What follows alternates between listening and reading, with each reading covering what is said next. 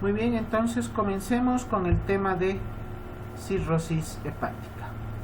Como ven en la imagen, la cirrosis tiene la característica de producir una alteración a nivel generalizado del parénquima hepático que va a alterar de una manera importante la anatomía normal que tiene el hígado, produciendo esta imagen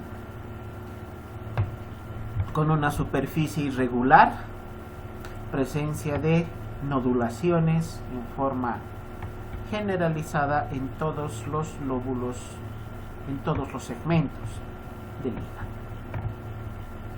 ¿Cómo vamos a conceptualizar a la cirrosis? Como una patología crónica y progresiva, de evolución progresiva. O sea, la cirrosis cada vez va avanzando, como decimos comúnmente. Se caracteriza por fibrosis y presencia de nódulos a nivel del parénquima hepático, de manera generalizada, comprometiendo toda la estructura del hígado. Todo este proceso patológico del hígado produce una alteración a nivel de la circulación portal.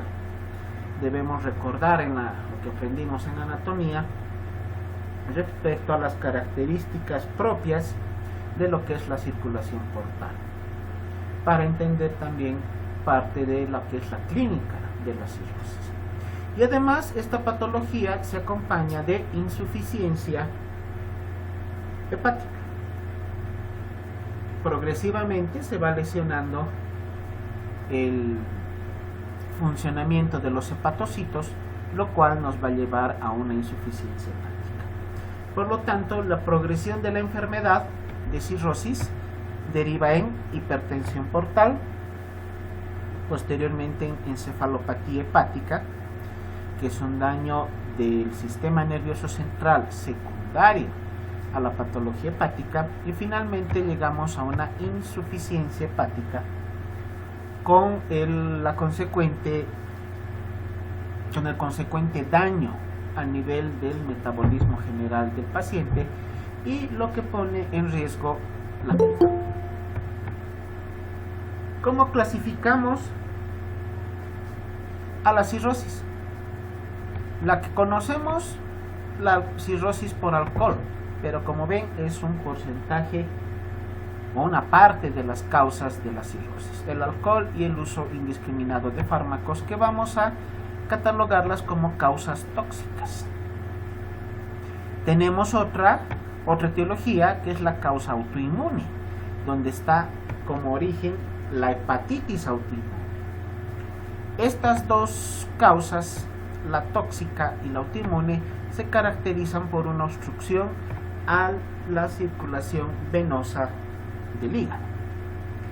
En el otro lado tenemos a la causa que ocasiona o que se denomina criptogénica, donde está la colestasis crónica, y ahí el representante es la cirrosis biliar primaria o CBP, cirrosis biliar primaria. Y también puede existir otra etiología caracterizada por trastornos metabólicos, donde tenemos a la deficiencia de alfa-1 antitripsina como la causa principal para ser un origen de la cirrosis hepática. La cirrosis hepática por alcohol tiene un porcentaje de aproximadamente el 60% de los casos. O sea que la mayor parte de los pacientes con cirrosis tendrán como antecedente el alcoholismo crónico. Tenemos la cirrosis posthepática, que es motivada por alteración a la circulación venosa, donde se tiene un 20% de los casos. Y también debemos tomar en cuenta el hígado graso, el famoso hígado graso o esteatosis hepática. En muchas circunstancias pedimos ecografía a los pacientes y nos reportan a nivel hepático la presencia de esteatosis o hígado graso. que es el acúmulo de tejido lipídico en el interior del parénquima hepático, que puede ser debido simplemente al consumo excesivo de lípidos en la dieta. ¿Ya es un factor de riesgo? Sí, ya es un factor de riesgo la esteatosis hepática, porque de ir progresando en el tiempo, de ir avanzando, de aumentar la cantidad de depósito lipídico en el hígado, se puede llegar a presentar posteriormente situaciones más severas de daño a nivel del hepatocito y a la larga, muy a la larga, derivar hasta en una cirrosis. Como enfermedades autoinmunes, la cirrosis biliar primaria. Hace como unos 2 meses aproximadamente, sí, 1 mes y medio, unos 2 meses, estuvimos atendiendo un paciente joven, 35, 38 años, que en su vida había probado una gota de alcohol, pero estaba hospitalizado en el hospital con diagnóstico de cirrosis biliar primaria, como una patología hepática de origen autoinmune, con toda la característica clínica típica de la cirrosis. Y este paciente ya llegó a internarse con datos de insuficiencia hepática. Lamentablemente ha fallecido. Justo en un día que yo estaba de guardia, el paciente falleció con 38 años de edad, y les digo, en su vida había probado alcohol. También podemos tener cirrosis como ocasionada por la colangitis esclerosante. Colangitis esclerosante, que es parte de la esclerosis sistémica. La esclerosis sistémica es una patología que se estudia en la reumatología, que es una enfermedad autoinmune. La esclerosis sistémica se caracteriza por endurecimiento de los tejidos, en palabras fáciles. Depósitos de fibrina, de colágeno, de una manera exagerada a nivel de los tejidos, lo cual hace perder la elasticidad de los mismos y produce endurecimiento, tanto de la piel como de órganos internos.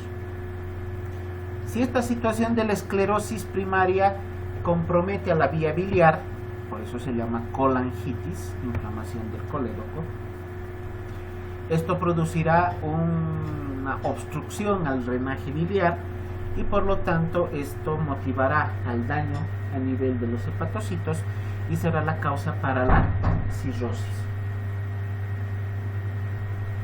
Y la hepatitis autoinmune, otro tipo de enfermedad similar a la esclerosis, por su origen autoinmune, ¿no? Pero en este caso el daño es directo a nivel del hepatocito, produciendo inflamación, produciendo deterioro de las funciones metabólicas y por ende el daño a nivel del hígado, que se caracteriza por datos clínicos de hepatitis.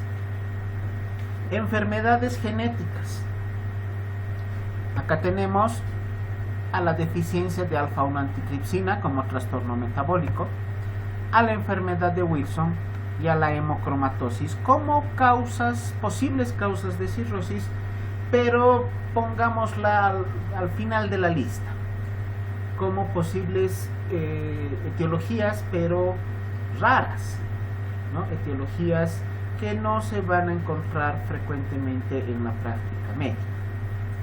De todo lo que hemos mencionado, las causas más comunes serán la causa alcohólica, como vemos acá,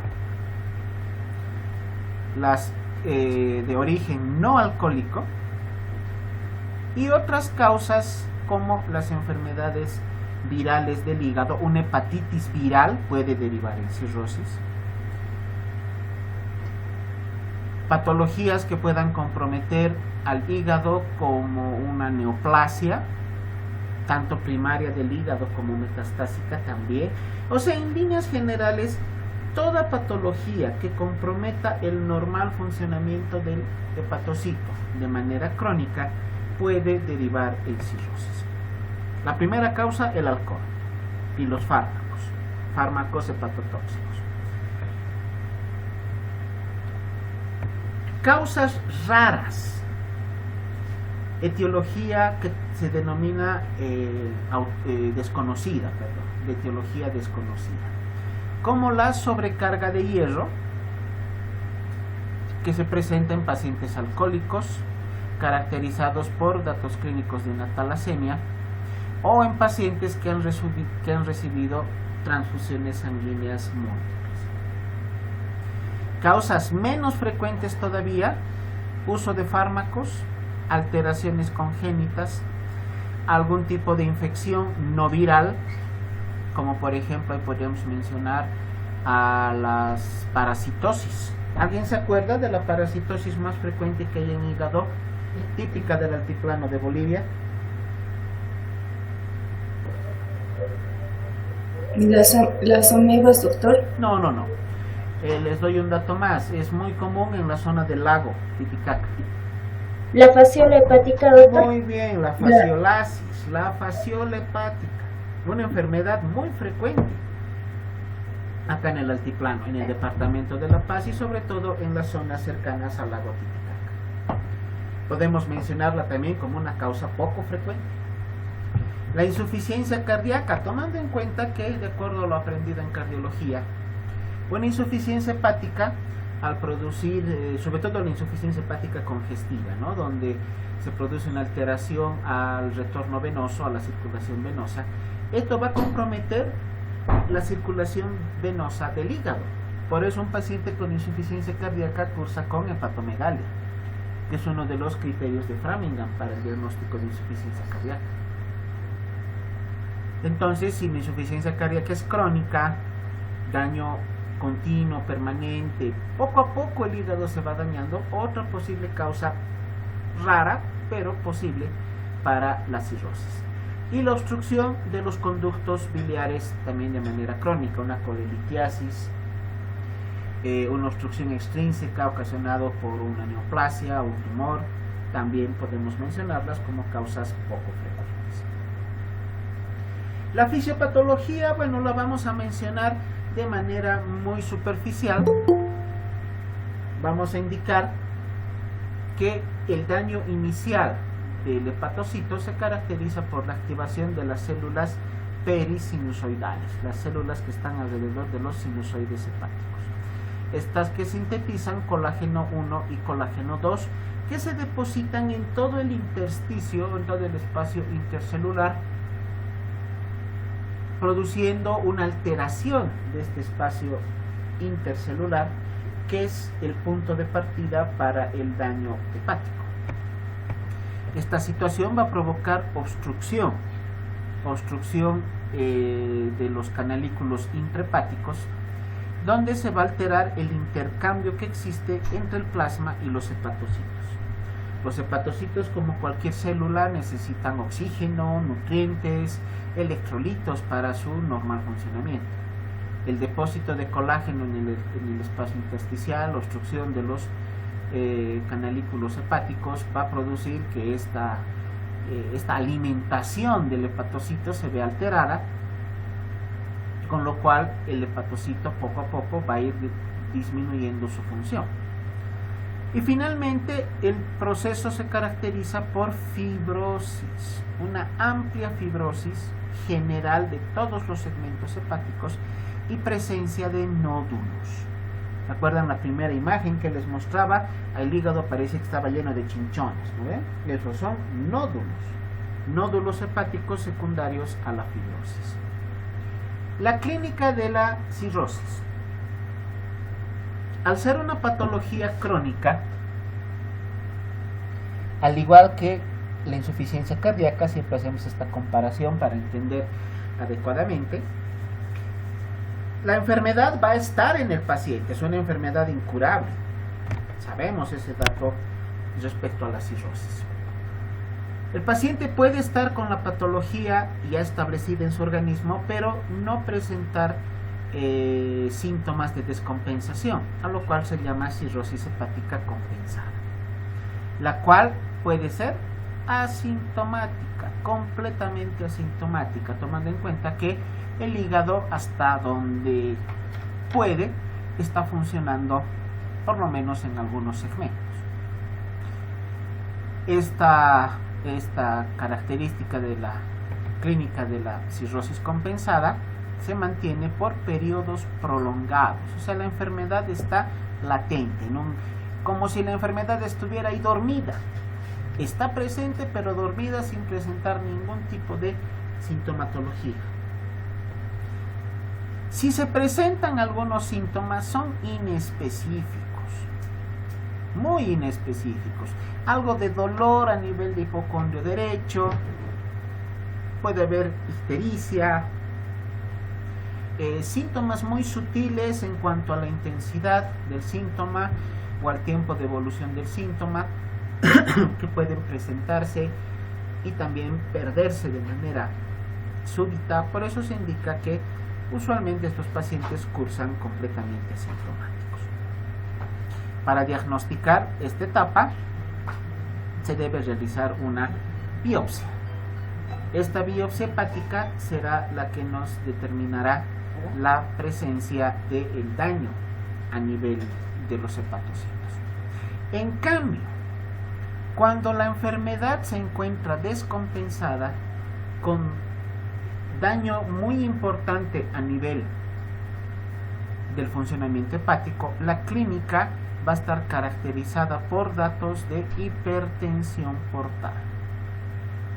Se produce un aumento de la presión dentro de la vena porta, lo cual va a dificultar el retorno venoso, o sea, la circulación venosa que proviene del hígado, del vaso, del esófago, parte del estómago.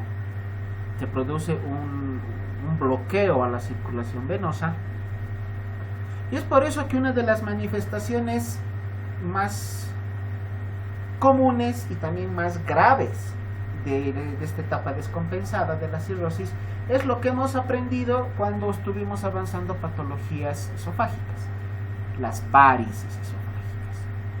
Tomando en cuenta que el drenaje venoso del esófago llega a la vena porta, si esta vena porta está bloqueada, está obstruida, la sangre va a sufrir un proceso de rémora, o sea, se va a trancar, si va del término, en porciones posteriores, y esto va a producir una dilatación de las venas, lo cual se manifiesta clínicamente con la presencia de varices esofágicas.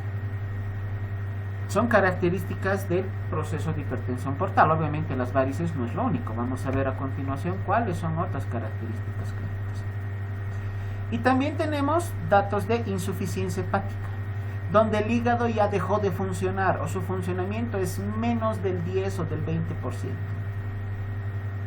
Por lo tanto, todos los procesos metabólicos que tiene a cargo el hígado se ven completamente alterados. No olvidemos lo que yo me acuerdo que aprendí desde una de las primeras clases de fisiología en la facultad. Me dijeron el hígado es el laboratorio del cuerpo. Es como la fábrica donde se producen toda una serie de elementos que van a ayudar a que el cuerpo funcione adecuadamente. Si falla el hígado va a fallar muchos procesos metabólicos, enzimáticos. En una situación de insuficiencia hepática, el daño que se ha motivado en el hígado llega a tal punto que todos estos procesos, todo este funcionamiento, todas las funciones que tiene el hígado se ven alteradas, y esto va a ocasionar sintomatología sistémica, una de ellas la encefalopatía hepática. Así que el paciente va a presentar síntomas neurológicos secundarios al daño del hígado. Cuando tenemos un paciente con cirrosis descompensada, debemos tomar en cuenta sus antecedentes. El principal, el alcoholismo. Y aquí hagamos un paréntesis para hacer hincapié en algo que recuerdo que les dije en algún momento, si no estoy mal, en las clases de semiología. Al paciente hay que verle con cara de mentiroso. Sobre todo a los que son adictos al alcohol, adictos a las drogas, a los estupefacientes o al tabaco. Un paciente que es alcohólico jamás no va a aceptar que tiene esa enfermedad. Pregúntenle a un alcohólico, ¿usted bebe? Sí, doctor, alguna vez en una fiestita, en una reunión, pero preguntando a la familia nos dice que todos los días toma alcohol de quemar, ¿no? Entonces, ese antecedente del alcoholismo, del consumo de estupefacientes o inclusive del tabaquismo, tiene que ser rescatado con lo que nos pueda referir la familia, porque el paciente, aunque fume, les va a decir, ¿y tú fumas? Sí, ¿cuánto? 1 o 2 cigarritos al día, y resulta que se echa 1 o 2 cajas diarias. Nadie va a aceptar realmente, y eso lo he comprobado en tantos años de práctica médica, un paciente adicto a cualquier elemento nunca va a aceptar que tiene esa adicción y siempre va a mentir en cuanto a la cantidad que consume. Presencia de hepatopatías familiares o cuadros de hepatitis.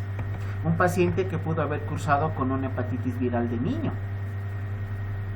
Usualmente estas enfermedades son comunes en la pediatría, ¿no? Cuando el niño entra al kinder, cuando está en contacto con otros niños. Hasta ese momento simplemente estaba en casa, pero ya en contacto con otros niños hay la posibilidad de que pueda contagiarse con hepatitis.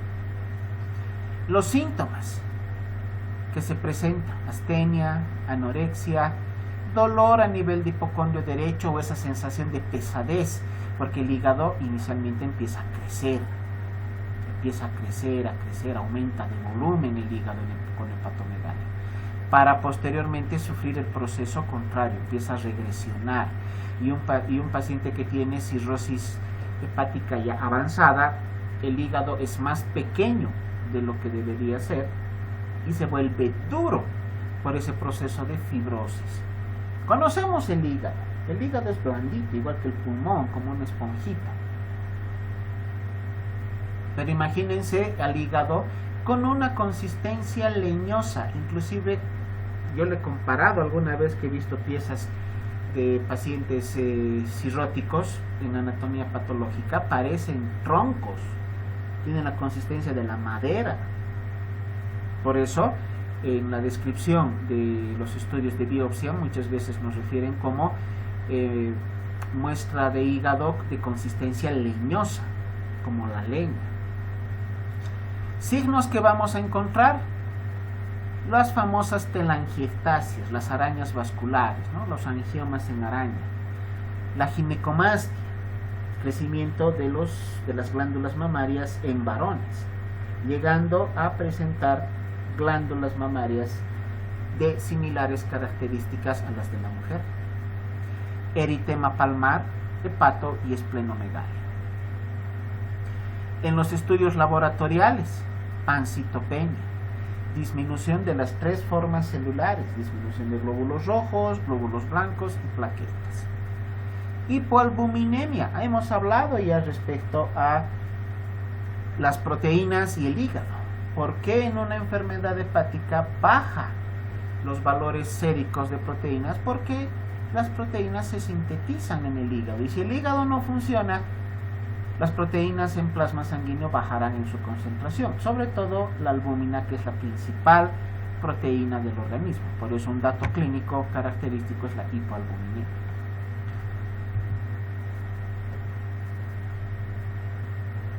Los datos clínicos de la cirrosis descompensada con presencia de hipertensión portada, ictericia.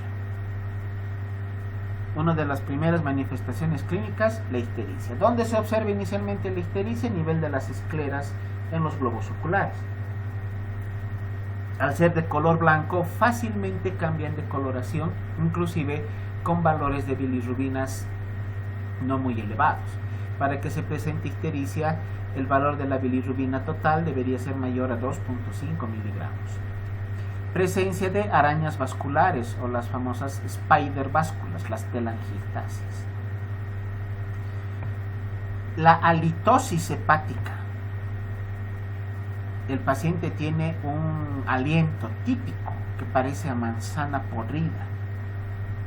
El eritema palmar. Vean las palmas de un paciente que es alcohólico, son rojas. están enrojecidas. Las palmas de ambas manos y las plantas de ambos pies están enrojecidas. Pero solo la palma, la muñeca, el antebrazo están de una coloración y una tonalidad normal. Dedos en palillo de tambor. Esta característica clínica es típica de pacientes con insuficiencia respiratoria crónica. Pero en casos de cirrosis descompensadas también podemos encontrar dedos en palillos de tambor. La ginecomastia, crecimiento de los senos en los varones. La hepato y la esplenomegalia, crecimiento del hígado y del vaso. Porque el drenaje venoso del hígado va a la vena porta. El drenaje venoso del vaso va a la vena porta. Si está bloqueada la vena porta, toda la sangre retrocede, no hay por dónde pasa, y por lo tanto ese retroceso, esa rémora de la circulación venosa se acumula en las venas intrahepáticas e intraesplénicas, produciendo que estas glándulas aumenten de volumen, lo que producirá la hepato y la esplenomegalia. Y en pacientes que tienen ictericia generalizada, no solamente a nivel de escleras, sino ictericia en piel y mucosas, donde el paciente, valga la comparación, el paciente estaba teñido de amarillo, parece piolín, lo conocen al piolín, ¿no? Creo que esos dibujos animados, no sé si habrá o habría cuando eran niños, pero en el Tom y Jerry tenía su amiguito que era el piolín, un canario amarillo, y se me quedó esa comparación, que no me acuerdo dónde la escuché, pero un paciente con cirrosis descompensada es amarillo como el piolín.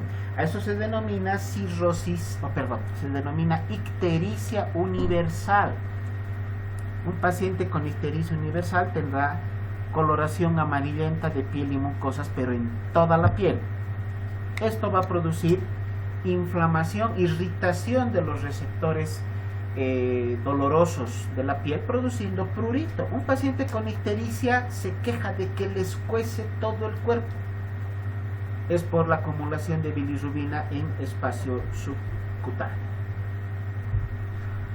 También podemos encontrar decaimiento general, algunos casos de febrículas, el aliento hepático, que ya les he mencionado, hiperpigmentación de la piel. A veces los pacientes no solamente tienen ictericia, sino una coloración más oscura, presencia de hematomas y epistaxis, equimosis espontáneas. ¿Por qué se presentarán estas alteraciones? Presencia de hematomas y equimosis por alteración del coagulograma, alteración del tiempo de protrombina. Ya sabemos el por qué. Estos pacientes tienen mucha tendencia al sangrado espontáneo. Como el tiempo de protrombina está muy acelerado, del valor normal de 12 segundos, para el tiempo de protrombina podemos encontrar pacientes con 18, 20, 30 segundos.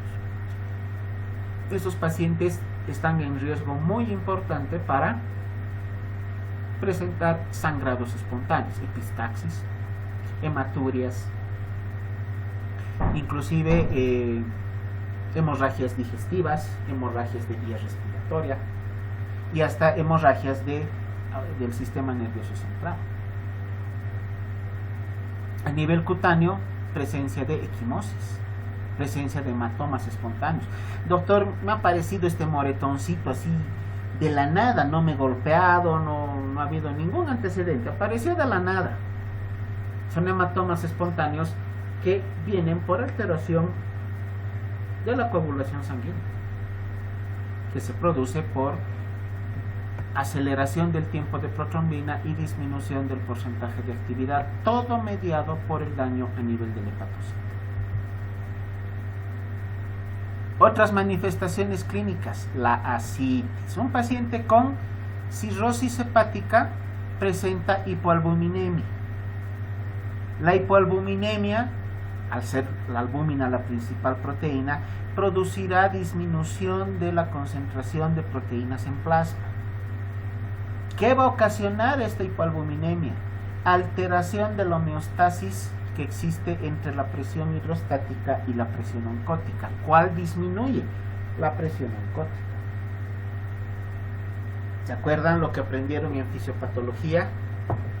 En los vasos sanguíneos la presión hidrostática es positiva, empuja al plasma fuera de los vasos. ¿Y por qué no se sale el plasma de los vasos al espacio extravascular? Porque la presión oncótica, que es la que producen las proteínas, es una presión negativa, que, si vale el término, jala, agarra al plasma en el interior de los vasos sanguíneos. Una fuerza trata de sacar, que es la presión hidrostática, y otra fuerza la retiene en el interior de los vasos, que es la presión oncótica. Y existe un equilibrio entre uno y otro. Son valores iguales. Pero en el caso de los pacientes que tengan cirrosis hepática, tenemos una alteración importante en la presión oncótica.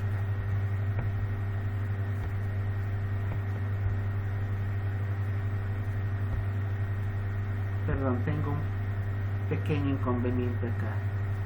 Lo vamos a solucionar.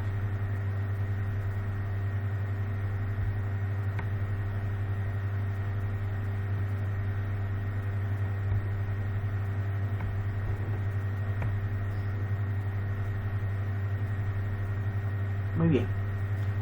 Entonces,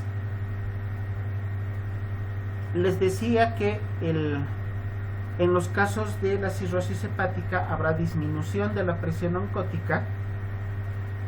Esto va a producir que el plasma sanguíneo salga del interior de los vasos al espacio extravascular, y esto motivará la presencia de ascitis. Y la ascitis es la que se va a considerar como una manifestación clínica típica de los pacientes con cirrosis. También podemos encontrar edema a nivel de zona lumbar, a nivel de extremidades inferiores, la circulación colateral en cabeza de medusa, la atrofia de los testículos, orinas oscuras. Acá, haciendo un paréntesis para poder aclarar algunos conceptos, ¿alguien puede indicarme cómo podemos conceptualizar a la coluria? ¿Qué es coluria?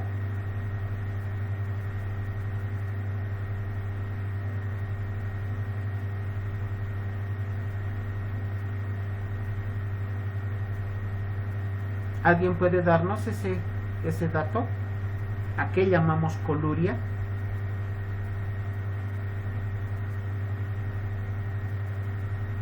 La coloración amarilla de la orina, ¿no?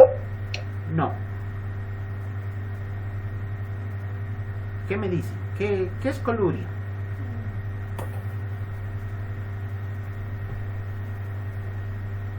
¿Cuál es el concepto correcto de la coluria?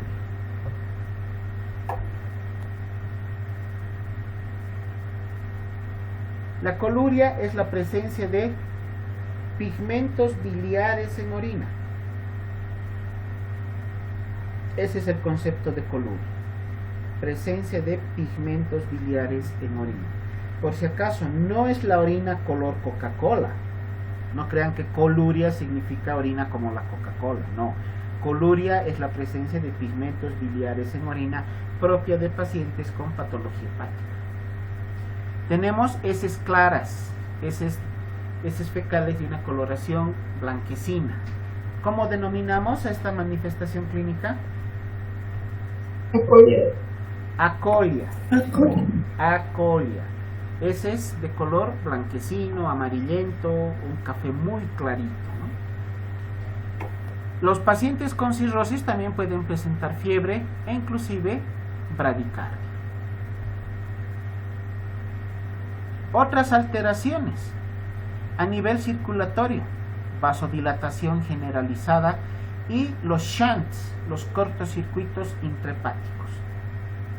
Este proceso de vasodilatación generalizada, no solo en el hígado, ¿no? Generalizada, va a producir hipotensión arterial y un estado circulatorio hiperdinámico que, de acuerdo a conocimiento fisiopatológico, es un mecanismo de defensa que pone en práctica el organismo para evitar que la hipotensión altere el funcionamiento de órganos delicados, órganos blancos como el corazón, los riñones, el intestino o el sistema nervioso central. Pero la hipotensión se mantiene y es el motivo por el cual el paciente puede entrar en un estado de shock. Un diagnóstico, porque es un diagnóstico, ¿no? El síndrome hepatopulmonar. Es una alteración del funcionamiento de los pulmones secundario a la patología hepática, que se caracteriza por fístulas arteriovenosas pulmonares, lo cual va a producir hipoxemia. Un desequilibrio en la ventilación-perfusión, alteraciones en las presiones de gases intravasculares, disminución de la presión parcial de oxígeno o en alteración con la presión de CO2, lo cual va a motivar a hipertensión arterial pulmonar. Si una hipertensión arterial pulmonar se mantiene en el tiempo, ¿qué daño crónico e irreversible puede producir en pulmones? ¿Quién puede indicarme ese dato?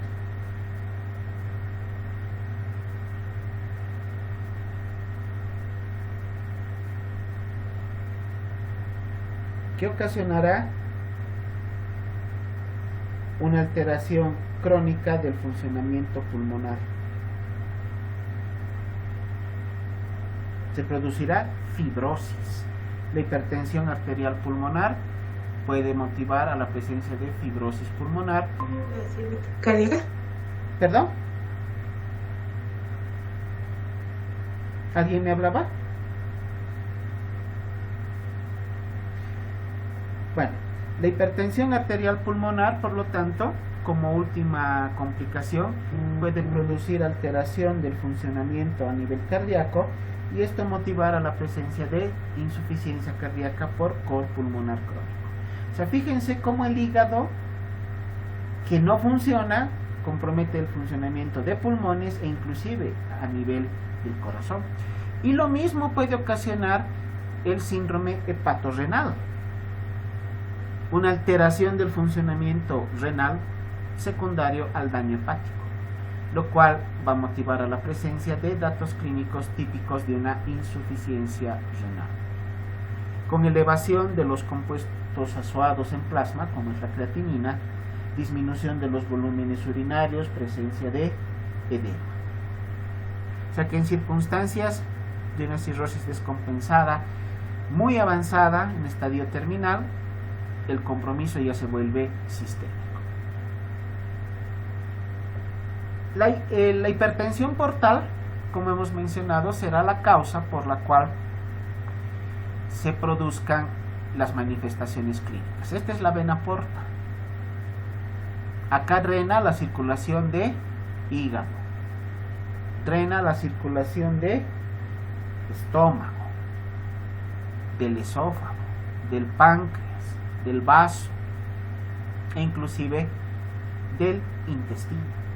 Si existe obstrucción, algo que bloquee la circulación de la vena porta, que tiene que drenar posteriormente a la vena cava, toda la circulación venosa de estas vísceras abdominales se ve alterada, con la consiguiente rémora de la circulación venosa y el crecimiento de las glándulas, sobre todo del hígado, del vaso, produciendo hepato y esplenomegalia, y a nivel de esófago y en menor proporción de estómago, la presencia de varices. Cuando se produce la hipertensión portal, la principal alteración es la reducción de la irrigación. Esta disminución de la irrigación es motivada por la obstrucción de la vena porta la disminución de la circulación de la vena porta, porque se produce la presencia de fibrosis, nodulaciones.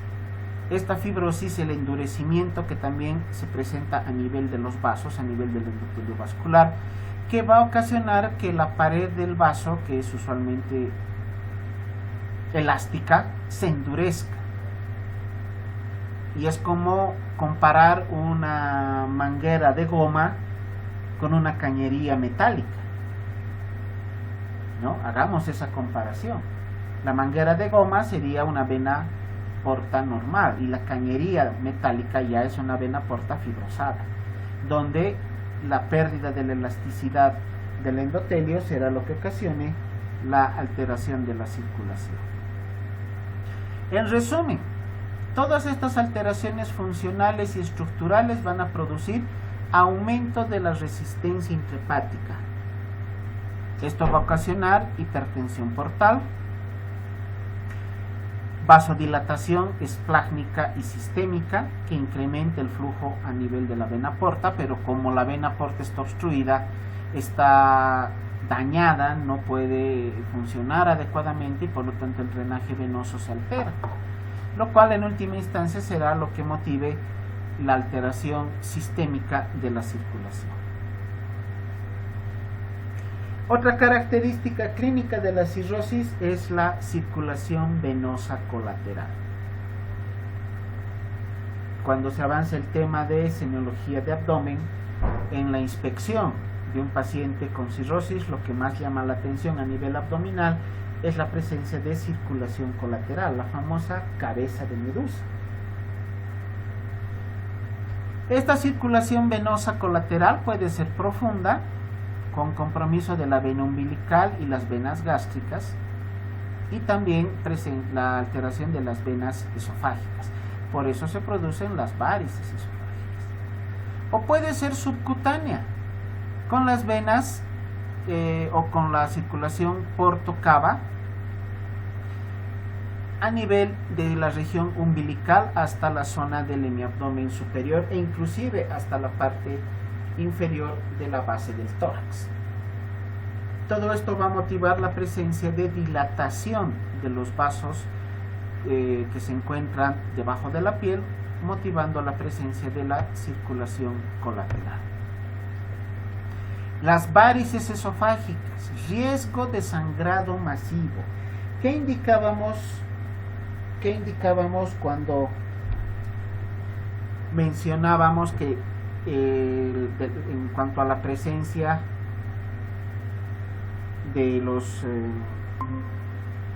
de las varices esofágicas? Que cuando se tenga varices esofágicas pueden sangrar. Las varices esofágicas pueden sangrar. Y cuando se presenta el sangrado de varices esofágicas, se produce lo que se conoce como sangrado cataclísmico. O sea, el sangrado sí, es doctor, tan se le severo, escucha. Esofágica. el sangrado yo de escuché. las varices esofágicas es tan severo. Esofágica, yo escuché. Lo último. A ver, perdón un momento. Sí.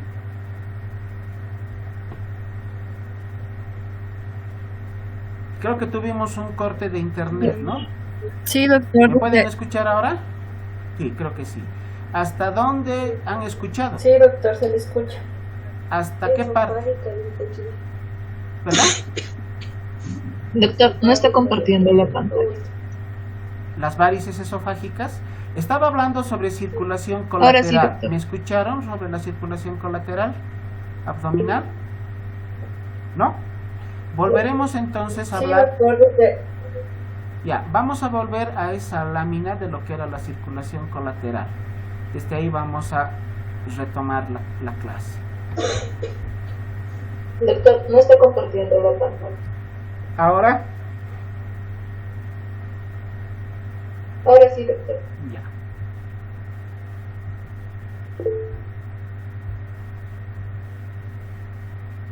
Volveremos a este punto de la circulación venosa colateral. ¿Qué les indicaba con la circulación venosa, la circulación colateral?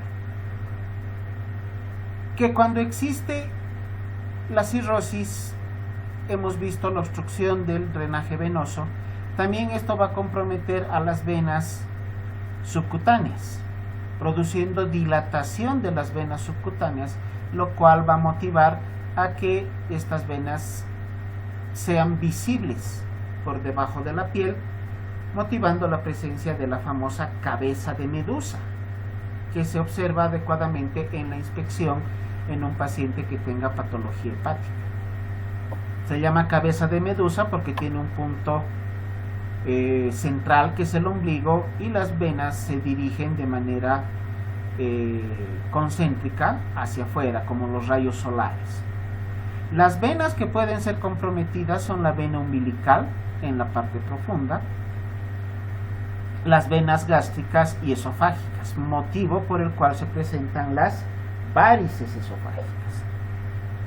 También tenemos como motivo de la circulación venosa colateral la alteración de la circulación porto-cava, y esto va a motivar a que estas venas se dilaten cada vez más y ocasionen que, inclusive la comparación vale para esta situación, que se presenten como cordones de plancha, así de ese grosor.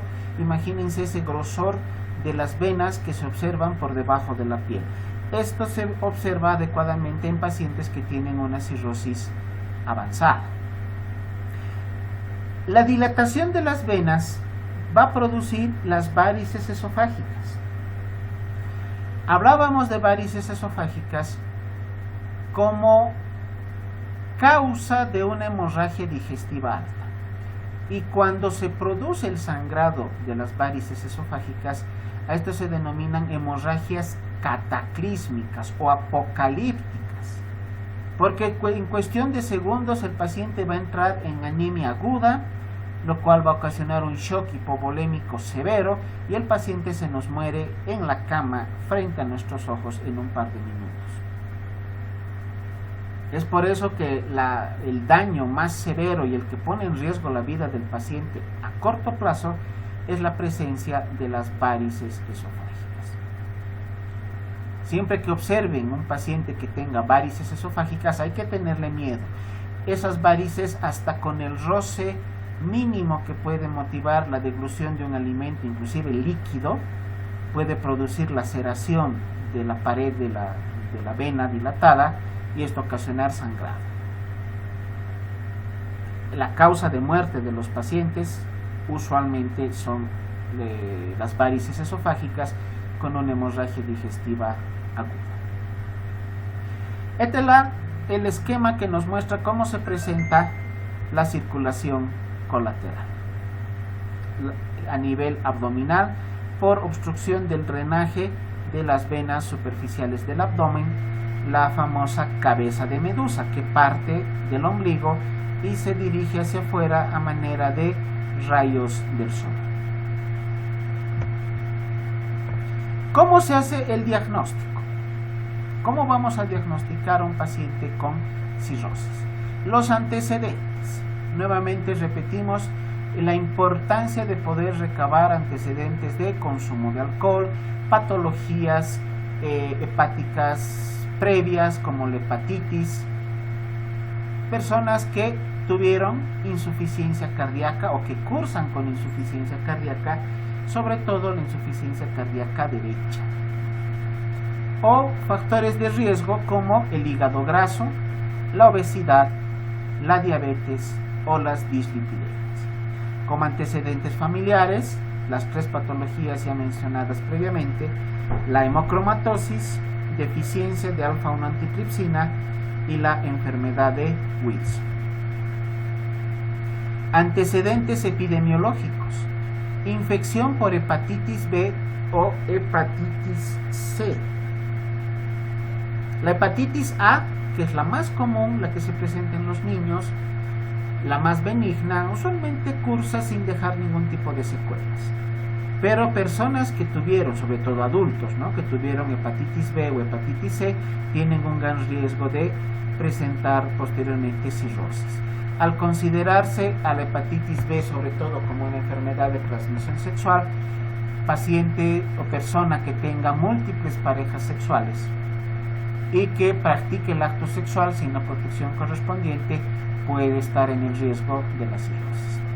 Consumo de alcohol, por lo menos 80 gramos por día. Ya, el alcohol no se mide en ml, bueno, para el consumo sí, pero la dosificación de alcohol en el plasma sanguíneo se mide en gramos. El consumo de 80 gramos al día durante un lapso largo de tiempo, y esto es variable. Hay personas que llegan a cirrosis hepática después de ser alcohólicos durante unos 5 o 6 años. Hay otros que recién a partir de los 10 o 15 años presentan datos de cirrosis. A mayor consumo de alcohol y durante un lapso de tiempo mayor, el riesgo es también mayor. Y el uso de fármacos hepatotóxicos, que la lista es amplia. Mencionamos a la nitrofurantoína, un antibiótico muy común usado para el tratamiento de infecciones urinarias. La isoniazida, fármaco base para el tratamiento de la tuberculosis. La amiodarona como un antiarrítmico. Y el metotrexato como un inmunosupresor, que es la base del tratamiento de enfermedades reumatológicas como la artritis reumatoidea, el lupus o la sarcoidosis, inclusive la esclerosis sistémica o la Sí, doctor. Sí, doctor. En el examen físico, lo primero que vamos a evidenciar es la presencia de ictericia, ¿no? La ictericia. Ascitis, fíjense en esta imagen, ascitis. Se observa fácilmente la circulación colateral. ¿Están logrando observar la diapositiva? Sí, doctor. Sí, doctor. Ya, quiero que se fijen en esta imagen. Tenemos un paciente con ascitis. El abdomen está extremadamente abultado, ¿no? Inclusive acá cayendo como abdomen en delantal. Y llama la atención la presencia de ginecomastia, crecimiento de las glándulas mamarias. Este es un varón, pero el crecimiento de las glándulas mamarias similar a lo que puede presentar en una mujer. La ictericia generalizada, lo que hemos denominado como ictericia universal, va a producir prurito. El paciente se va a rascar todo el tiempo y le está escociendo la piel, y esto motiva a rascado continuo, y esto presenta posteriormente lesiones excoriativas por el rascado. La presencia de circulación colateral, presencia de ascitis, un paciente con ictericia, no solo en escleras, sino también en la piel, es lo que va a ayudarnos al diagnóstico de una hepatopatía crónica, en este caso de cirrosis. Palpamos el abdomen como signo precoz, hígado duro. Lo que les decía, ese hígado de consistencia hasta leñosa. En estadios avanzados, el hígado es de tamaño normal todavía. No se palpa aún hepatomegalia, pero sigue de esa consistencia dura. Posteriormente, el hígado, ya en una etapa mucho más avanzada y en estadio terminal, el hígado empieza a disminuir de volumen. Se hace más chiquitito y se vuelve más duro. Ese es el hígado de consistencia leñosa.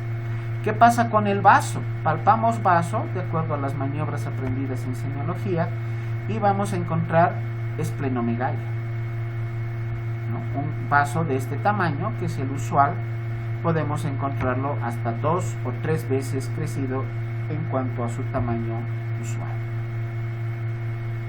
Tenemos una serie de maniobras para palpar hígado. Maniobra monomanual, maniobra bimanual. Ahí está la famosa maniobra de Matthew o de la cuchara, la maniobra de Chaufar. Tenemos maniobras para palpación de ascitis, el signo del tablero de ajedrez. Palpar ascitis, o más bien percutir la ascitis con paciente en decúbito lateral para determinar si efectivamente hay ascitis. O sea, aquí debemos practicar todo lo aprendido en semiología de abdomen para poder determinar si efectivamente ese aumento de volumen es ascitis o tal vez simplemente sea gordura. Obviamente que un abdomen con ascitis se identifica fácilmente a la simple inspección, pero está en nuestras manos el practicar nuestra semiología y determinar a través de maniobras la presencia de líquido en cavidad abdominal. Manifestaciones cutáneas: la ictericia, la presencia de las arañas vasculares, el eritema palmar. Las palmas realmente son rojizas, es increíble ver la tonalidad rojiza que adquieren las palmas de las manos, coloración blanquecina de las uñas, equimosis y hematomas de presencia espontánea por alteraciones de la coagulación, los antelasmas, que son lesiones cutáneas motivadas por depósitos de tejido lipídico, y el hipocratismo digital, como habíamos mencionado previamente, la presencia de los dedos en palillo de tambor, como una manifestación ya de una insuficiencia hepática crónica. En pacientes con alcoholismo tenemos la contractura de Dupuytren, la famosa contractura de Dupuytren. En esta contractura, el dedo pulgar y el dedo índice, a veces hasta el dedo medio, se mantienen en un estado de hiperflexión permanente. Así se mantienen los dedos. No se puede extender, no se puede estirar los dedos porque hay un tejido fibroso que se forma desde el pulgar a los otros dedos, desde la palma de la mano, que impide esta flexión o esta normal extensión que tienen los dedos. Se mantiene en un estado de hiperflexión continua. Acá vemos ejemplos de todo lo que hemos indicado: las arañas vasculares, el eritema palmar, uñas blanquecinas acompañadas de hipocratismo digital. Acá estas son los dedos con palillo de tambor. Presencia de ictericia, estos son los antelasmas a nivel de párpados. Equimosis espontáneas, ¿no? Moretones que aparecen de por sí, no hay golpe, no hay ningún antecedente traumático por alteraciones de la coagulación.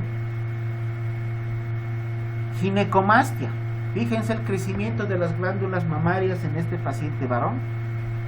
Es hombre, pero los senos han crecido al tamaño que puede presentar una mujer adulta. En varones que se presentan por alteraciones hormonales, la ginecomastia, la disminución o ausencia de vello corporal, y esto se evidencia fácilmente con ausencia de vello axilar y de vello a nivel pubiano, y atrofia de los testículos. En las mujeres, la virilización, el presentar rasgos de un varón. La cara, sobre todo, adopta la característica de rasgos físicos del varón. Alteraciones menstruales que se manifiestan por periodos irregulares, periodos menstruales irregulares, periodos de amenorrea que se intercalan con periodos de sangrado continuo, o sea, un desarreglo, un desorden hormonal con lo que significa el ciclo menstrual de la mujer. Y estas irregularidades menstruales, obviamente, que son la causa por la cual estas pacientes mujeres difícilmente llegan a embarazarse. Alteraciones neurológicas. En estadios avanzados, alteración del estado de conciencia, temblor y asterixis, más la alteración del estado de conciencia llegando a un estadio de coma, son características de una encefalopatía hepática. Ya en etapas finales, terminales del paciente con cirrosis, se ve comprometido el sistema nervioso central. No vamos a entrar en mucho detalle respecto a la encefalopatía hepática porque es tema de otra clase. Y en cuanto a los exámenes complementarios, ya hemos aprendido en una clase previa todas las pruebas funcionales hepáticas. ¿Qué debemos determinar? Transaminasas. Transaminasas oxalacética y la pirúvica AST o ALT, que son marcadores de necrosis hepática. Elevación importante de las transaminasas indica lesión severa de los hepatocitos con posibilidad de necrosis hepática. Fosfatasa alcalina se encuentra elevada. Bilirrubinas, tanto la total como la indirecta sobre todo, son las que se elevan en mayor proporción. Pero podemos tener también elevación de las tres formas de bilirrubina, lo que se conoce como hiperbilirrubinemia mixta, pero usualmente es a predominio de bilirrubina indirecta. Y la gamma glutamil transpeptidasa, que se utiliza para poder determinar si la elevación de la fosfatasa alcalina es secundaria a una patología hepática o a una patología extrahepática. Elevación de la gamma glutamil transpeptidasa sumada a la elevación de la fosfatasa alcalina corroboran el origen hepático de la lesión. Estas tres pruebas nos determinan la presencia de colestasis, o sea, un éstasis, una detención del funcionamiento hepático y de la circulación normal de la bilis.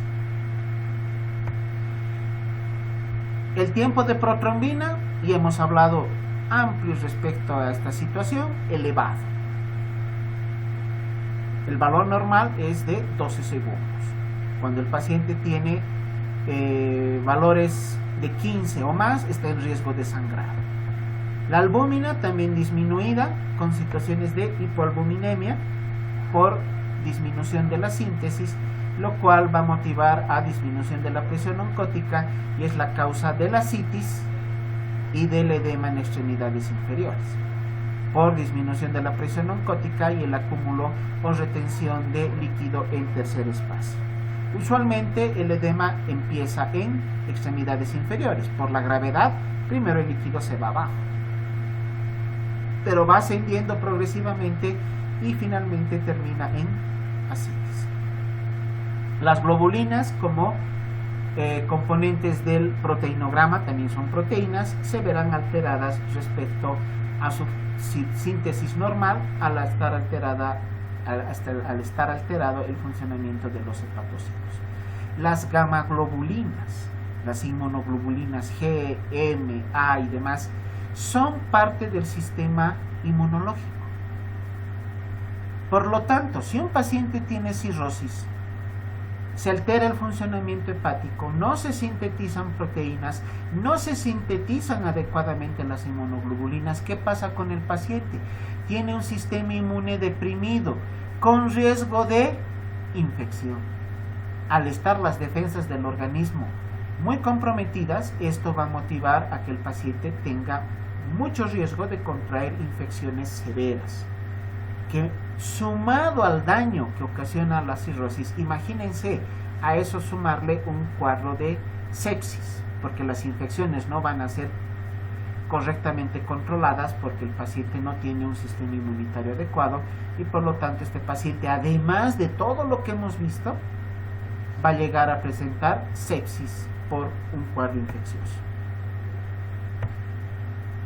En cuanto a las alteraciones hematológicas, disminución de los glóbulos rojos, puede haber disminución también de glóbulos blancos, trombocitopenia, que será un factor más para que el paciente tenga riesgo de sangrado masivo, y estas alteraciones de la hemostasia pueden motivar a que el paciente, inclusive con lesiones pequeñas, soluciones de continuidad muy pequeñas, heridas tan simples como las que uno se hace al cortarse con un cuchillo de cocina, así, heridas muy pequeñas, sangren y que no se detenga la hemorragia, bajas plaquetas, tiempo de protrombina acelerado, actividad de protrombina disminuido. Ese paciente puede desangrarse por una herida tan simple.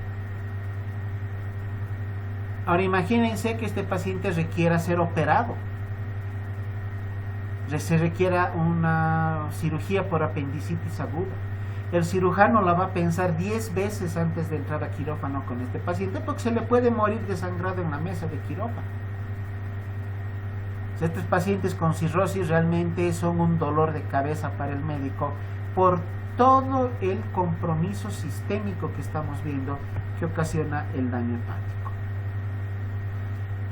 Para diagnosticar correctamente la cirrosis tenemos un cortejo clínico pero muy variado.